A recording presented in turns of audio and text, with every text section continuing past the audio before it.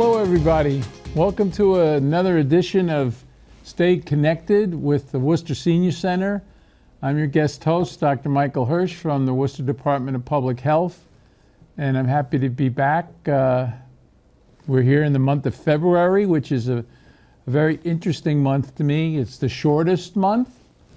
It's the month a lot of people look at as really the depth of winter, because we usually here in Worcester have a lot of our snow and some of our coldest days. And even though the days are getting a little longer than they were back in December and even early January, it's still kind of a generally cloudy, dreary month. If it's sunny, it's a nice thing, but it's not a common thing.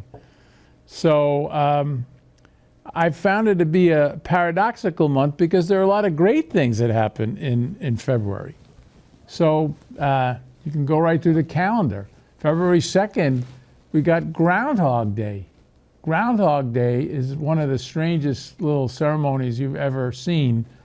I worked for 10 years in Pittsburgh, and I couldn't let those 10 years go by without one time taking a trip up to Punxsutawney, Pennsylvania. That's where the groundhog ceremony happens. I don't know if any of you have seen the movie Groundhog Day. I would definitely advise you to see Groundhog Day if you haven't. It's a very, very funny movie. Essentially, it's about a guy that's trapped in Punxsutawney with time standing still. Every day is the same day, and he can't get out of it. Punxsutawney is a tiny little town. It's got kind of a town square with a big gazebo, and every year they bring out Punxsutawney Phil, who's a groundhog, and they pull him out, and if he sees his shadow, that means that he's going to have another 6 weeks of winter.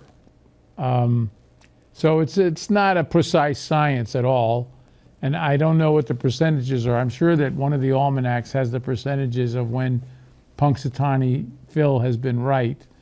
But it's a very funny day. They have bands, and they have all the people dressed up in their Pennsylvania Dutch or Polish outfits, and they're doing the Pennsylvania polka all over the place. So Groundhog Day is kind of a fun event. And I don't know if anyone here in Massachusetts celebrates it, but I have a partner at work, Dr. Muriel Cleary, who does. And she has some very, very fun parties over Groundhog Day. But moving further down the February calendar, February 12th is the birthday of our president, Abraham Lincoln, the 16th president of the United States. And then our first president, George Washington, was born on February 22nd. So sometime in the mid-70s, people decided to consolidate their two birthdays, which were individual holidays. When I was growing up, we used to get 2 days off, to instead make it that third Monday of every February becomes President's Day. And so we have a long weekend. I think it loses a little bit of something because both these great men, President Washington and President Lincoln, deserve a lot of attention in their own rights. I remember reading that Lincoln has had more books written about him than any other personality in Western culture except for Jesus Christ himself. So fascinating man.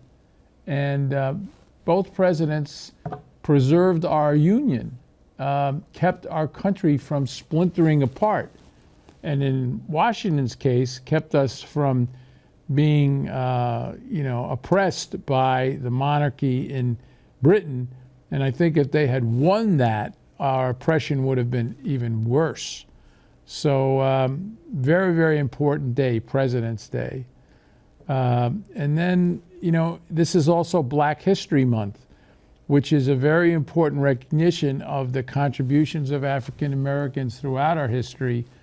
We've kind of all gotten much more aware of the ongoing problems that we have in providing equity for all of our citizens in the United States, and Worcester's no exception.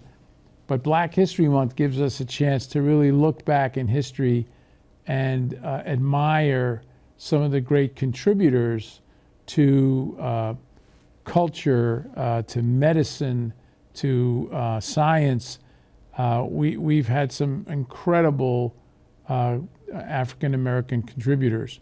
Also to the heroism of African American soldiers who served in the Civil War, they served in the Spanish American War, they served on the plains in the Indian Wars, they served in World War I and World War II, and of course after World War II the Army became integrated, so they didn't have to separate into their own regiments, and their service since then has been amazing. And you know, with leaders like Colin Powell, they've risen up the ranks and become incredible, dynamic, and important military and diplomatic and political heroes for us.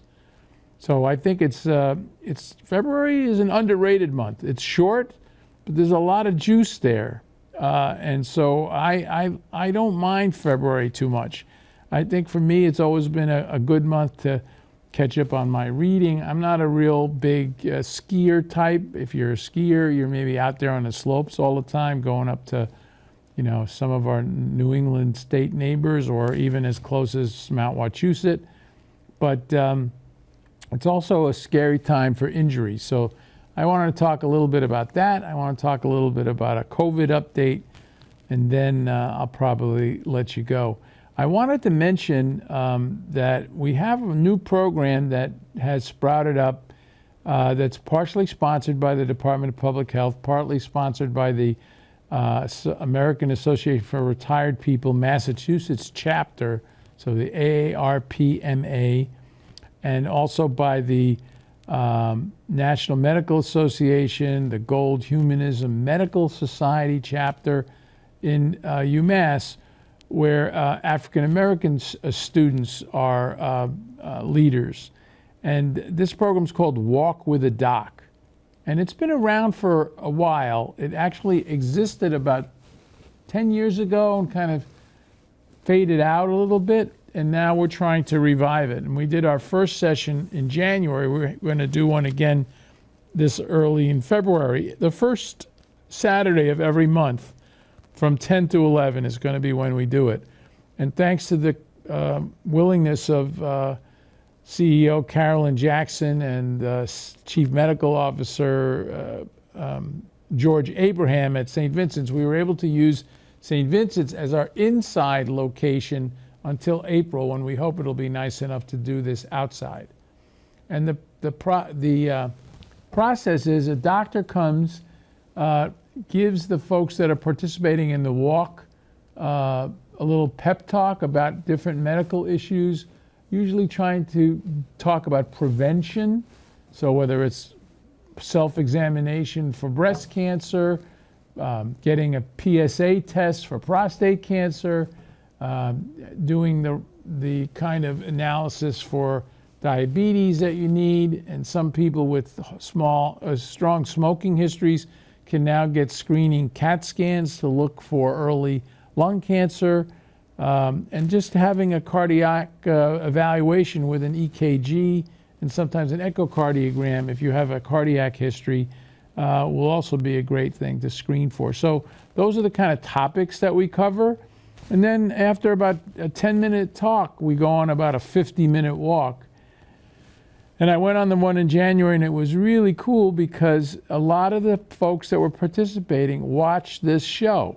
You know, sometimes I'm here in this wonderful studio, and we have some terrific folks that are actually filming me that you don't see behind the scenes, but they're the only ones that are hearing what I say. And I never know how many people are actually listening. But at least in that group that we had in January, there were a lot of people that were listening, and I was very encouraged that some of the messaging was coming through. So I hope it is for this broadcast in February. But I would urge you, if you're interested in it, look up Walk with a Doc. It should be on our Worcester District Medical Society website. It should be on the Worcester Division of Public Health website, and also on the AARP website for Massachusetts. And everybody that participates, they get a little bit of swag. They get a t-shirt, they get a water bottle, and a little bag to carry stuff in. It was really fun. So that's how we're going to start out in February. But one of the things that we talked about in that little doctor's talk was you don't want to be sedentary. You know, just because it's cold outside, it gets dark early, there's all different excuses just to be sitting around all day long. And I know most of you that are at the senior center, you don't do that. You come and you participate in physical education, you participate in dance, and you participate in balance programs, which is fantastic. But you might have friends that don't do very much, and it doesn't take very much to be a little more active, you know. Sometimes it's just as simple as, you know, getting up and getting down and up and down from a chair, or you know, doing some stretches, or doing some walking in place, or if you do have something available like a treadmill or a recumbent bike or something like that, that's of course high end. That will keep you a little more active and keep those muscles going and reduce the likelihood that you're going to have problems with clots in your leg veins, and those can travel and give you all different kind of problems. And it reduces your sugar levels. It really can improve your overall metabolic profile to be a little active. But if you decide to be active outside, you got to be careful. So when there's just even a little bit of dusting of snow, if there's a little bit of freezing rain, you've got to really be wary about falls. And especially if you've gotten falls in the past from either balance issues or things like that, you got to be really careful. So no shame. We had several of the people that were walking indoors were doing it with walking sticks, with walkers. Some of the canes now are really quite sturdy, and they have like a four-legged base so that it's not as wobbly as some of the single-pronged canes. Those are very good devices, and I think you have to, of course, consult with your individual physician, but they may recommend strongly that you get a physical therapy consult to help if you have issues with balance. The number one cause for admissions to our trauma center overall, any age, are falls, and particularly falls in the elderly. And some of the times we kind of set us up badly ourselves. We have beautiful homes or apartments, but we keep throw rugs around, and under the throw rugs we have wires or cords running. And at night the lighting may not be so great, and you may bump into things. You may have kind of hazards that are there that you can avoid if you just use a little planning. And that's something that you can go like room by room and say, where are the hazards in this room? We do this a lot in our injury prevention program at UMass, and we're trying to, you know, move it more out into the community. Right now we're doing it really for the folks that have come in with a fall, but we'd like to get to people's homes before they have a fall. So that's one of the biggest things about months like February, because it gets icy, it gets difficult sometimes to even see the ice. It can be black ice, and you got to be careful. Also, if you're still driving and you're out on the road, black ice is a reality. So you've got to make sure that you're in your seat belts, that you're staying alert. If you are driving at night, you know, I'm going to be 69 this year. I'm having trouble. I'm having some trouble driving at night. The oncoming headlights kind of blind me.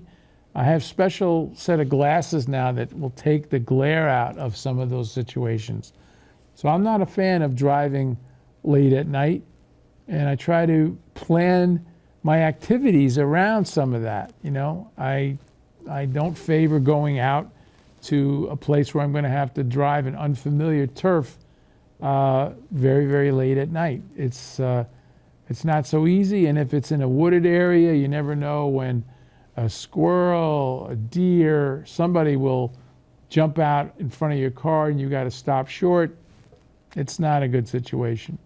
So just got to use common sense. Maybe you needed that one last thing you forgot to get in the grocery store in the light of day.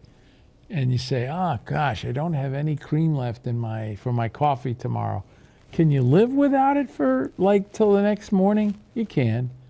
You don't have to run out to the Honey Farms or Cumberland Farms and drive in bad weather.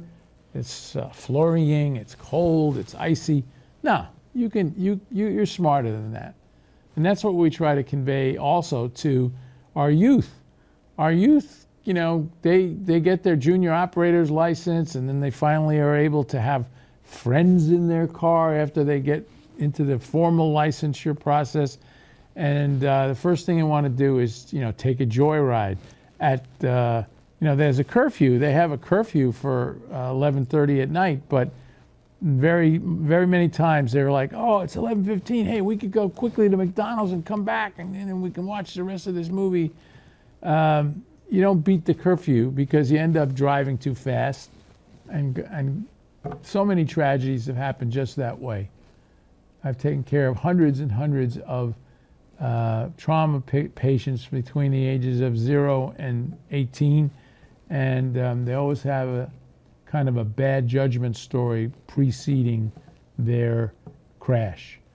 Especially bad is their unwillingness to use seat belts.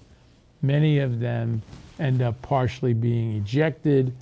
If they live, I can talk to them about it later. If they're ejected totally, most of those kids die at the roadside. So, yeah, you have to be very careful about winter activities. Now, if you're a senior, and I'm not saying it's impossible, you may have been a skier your whole life, or you know, and still like to do it. I know many ski aficionados that are skiing into their 60s and 70s and even in their early 80s. But your reflexes are a little bit slower, and you may not realize how crowded the mountain gets with snowboarders who are zipping in and out, and they don't really know your capabilities. They don't even know their own capabilities, and you got to be really, really careful. You can break a hip, and you can, you know, do a lot of damage from falling in those situations. So winter sports, I think you got to be very, very careful that you haven't lost so much off of your fastball that it's not safe to do anymore. But a good solid walk, like we're talking about for a walk with a doc, that's a great exercise, and it'll get all your joints working, and I think you'll feel kind of fun in a situation where there were so many different people there last month in January. The conversations were incredible. Little click here, little click here, and they were talking about everything under the sun. These are some of the hazards that I'm hoping that we can have you avoid, so we don't end up seeing you in the trauma center. And the other thing that I think I mentioned back in December, so many of the lighting that we do for the Christmas trees and candles in the window, and people aren't using real candles anymore, but they get hot, and if you don't anticipate that, maybe if they're up against a curtain or up against in the Christmas tree situation, packaging or ornaments that are flammable, you can see fires start that way. Same thing with heaters. If it's very, very hot, most people aren't using them anymore, but there are kerosene heaters. There are also these electric heaters, and they can get quite hot. And if nothing else, if you have them too close to your skin, you can get burned. If you have them too close to your toddler or your grandkid that's coming through the house, they definitely will not realize that when they touch it, it's an ouch and they can get burned. And of course, if it does happen that a dog or a kid bumps into them, pushes them over and gets them onto something flammable, you can have a fire. And we continue to see almost every week there's another house fire here in Worcester. And you know, our fire department, Worcester's bravest, are incredible. They are just the most dedicated bunch. It would be nice to kind of spare them the horrible feeling of seeing an old triple-decker or a very nice house go up in flames, and also spare them the worry and the heroic efforts they have to make sure everybody is out of the house safely.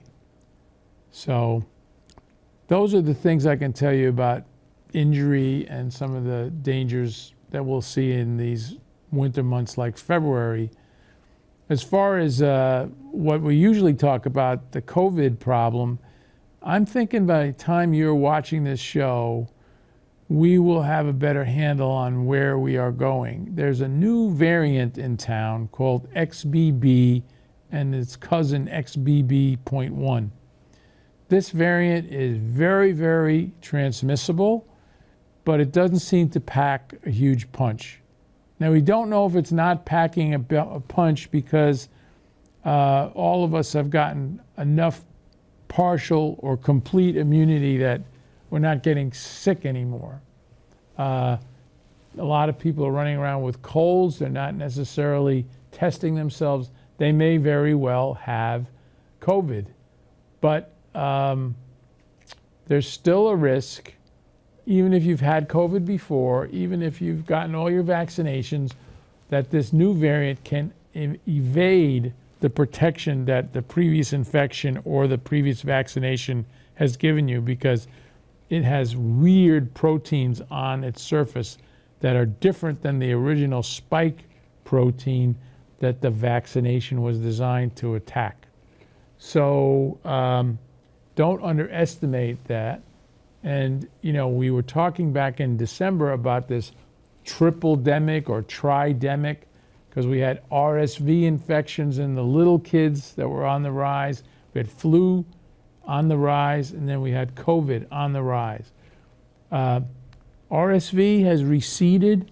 Flu seems to have peaked and is starting to recede. COVID numbers are a little bit trickier. They are going up in terms of case numbers, but the wastewater number has been going down. We haven't seen the hospitalizations as critically challenged as we did in December. So it may be that it is also going to peak in February and go away. But we have Super Bowl Sunday to contend with. There are going to be a lot of, you know, gatherings that day, and that's where a lot of the spread may come from. So far, we're sticking to the Worcester City website, where you'll read that we still have a mask advisory in place for people over the age of 65, people with heart and lung disease, people that have immune problems, people that have cancer, people that are obese. Those are the major comorbidities that we know will make you a higher risk patient to get COVID.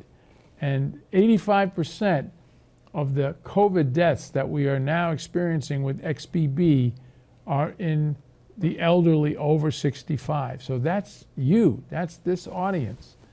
And a lot of that is because although you were amongst the first to get the vaccination now 2 years ago, because we started the vaccinations in late January of 2021, you all may have let your immunity lapse, because you really should have those 5 shots.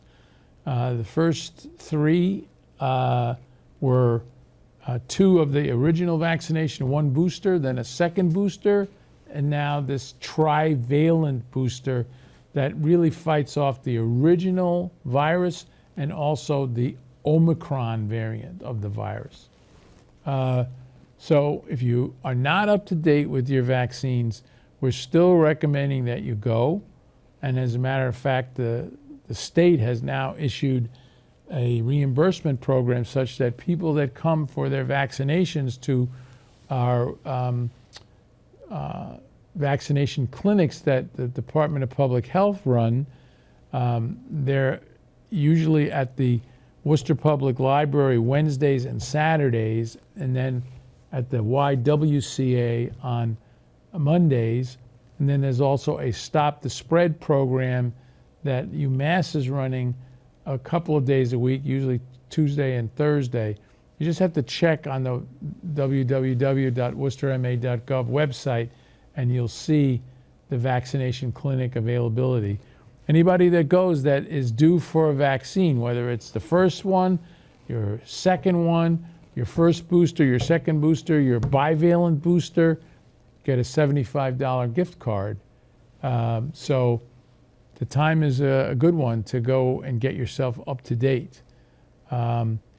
Everyone asks me, when is it going to be that we don't have to get another shot? I am looking at it more like, when can we slow down the production of these variants for COVID so we don't have to get the shots as frequently as we've been having to get it? Getting 5 shots in 2 years is a lot. We want to get it down to 1 a year like flu. It may happen. The biggest threat to that right now is the fact that there are 250 million people in China that have contracted the virus because of the Chinese government opening up their lockdown. But in that time when people were locked down, they didn't get vaccinated. Only 30% of their population is vaccinated. And the vaccine that they were using is an inadequate one that doesn't really have the same efficacy as Moderna or Pfizer or Johnson & Johnson or Novavax. All of those American products have over 85% effectiveness. This one in China is probably in the 45 to 50% range, which is unfortunate because then everybody, got released from lockdown. They all got together. There's such a population density in China that spawned a very, very large outbreak. And that's the kind of thing that the virus loves. That's how they will develop this wrong copy, which becomes the next big variant. And the wrong copy, one of these days, could be one that is able to fight off all the vaccinations we can come up with and also be very, very transmissible. So that's, I think, where the next challenge is going to be. Is that going to be a reality? Are we going to see China kind of seed another big surge? No one can tell you. I'm not telling you that. It's just that's what we're looking at. We hope if this XBB variant kind of starts to shrink, and we're kind of coming out of the deep winter months, maybe our spring will be beautiful and relatively disease-free. But if not, the threat is from there. So still, those high-risk people that we mentioned, all those different processes and diseases that you might have, if you are one of those people, indoors, wear your mask. If you are a worker in an office building where your next door neighbor in a cubicle next to you is one of those people, wear your mask for them. And if you don't know who's coming to your house for a gathering, Super Bowl Sunday or whatever, if you don't want them to test before they come, ask them to wear their mask if you are one of those people who's hosting. So those are the kind of recommendations that I can give you for the month of February. I think that all things considered, I think 2023 is going to be a better year than 2022 was with regard to public health. We have a lot of work to do catching up on equity. We've exposed a lot of problems with how African American and Latino communities access health care and the quality of that care. So we're working on that very hard. We're coming up with a new version of the Community Health Improvement Plan, which will be launched sometime in the spring. And there's never an end of work for the Department of Public Health. We're very, very busy, and we're very fortunate to have a dedicated staff there that continues to work really, really hard, even after 3 years of busting our tail for the good of the city. We have a new city manager. He's young, he's bright. Mr. Batista is a real breath of fresh air. I think he's a very thoughtful person and a very proud Worcesterian, which is a good thing. And then, of course, moving forward, we've got another season of the Woo Sox to look forward to. The Railers are going strong as we speak. If you want to do some winter sports observation, go check them out. They're a wonderful organization. And I think in general, we're a very lucky city where we are right now. And I'm lucky to be here, and I'm lucky to be able to address you all every month. And I'm looking forward to talking to you in March, which, you know, comes in like a lion and then goes out like a lamb. So let's hope maybe the lion end isn't too bad and the lamb end is plenty good. And I'll see you next month.